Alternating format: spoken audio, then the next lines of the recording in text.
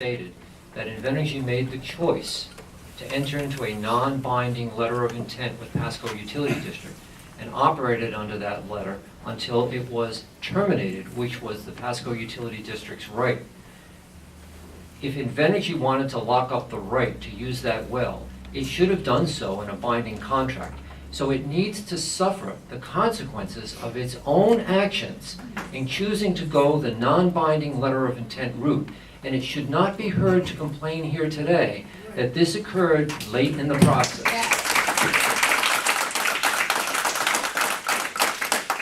Secondly, I respectfully disagree that we're not late in the process.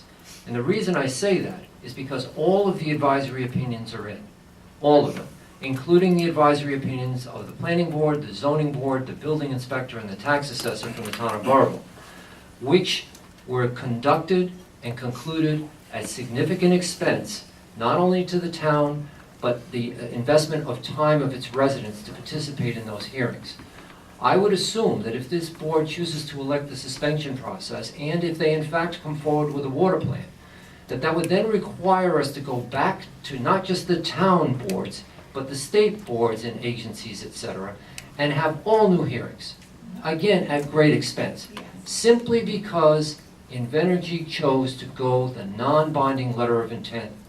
They should not be allowed to profit on their own mistake.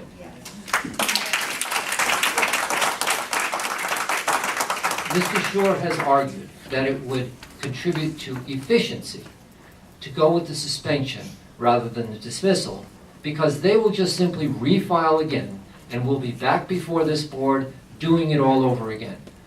Well, maybe Mr. Shore did not hear me when I quoted the statute that gave this board its options when a filing is non-compliant. And again, that is 4298-16A. Non-compliance shall constitute grounds for suspension or dismissal with or without prejudice in its discretion. If you dismiss with prejudice, they will never come back.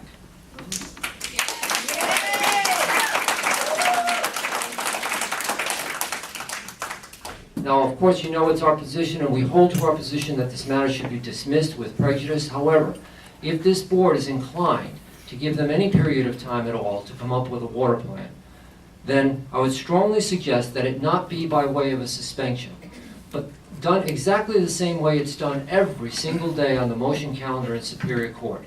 And that's with a conditional order of dismissal. The court will enter a conditional order. It will give a party a certain period of time to comply with that order. And if there is no compliance with that order within that period of time, the case is automatically dismissed.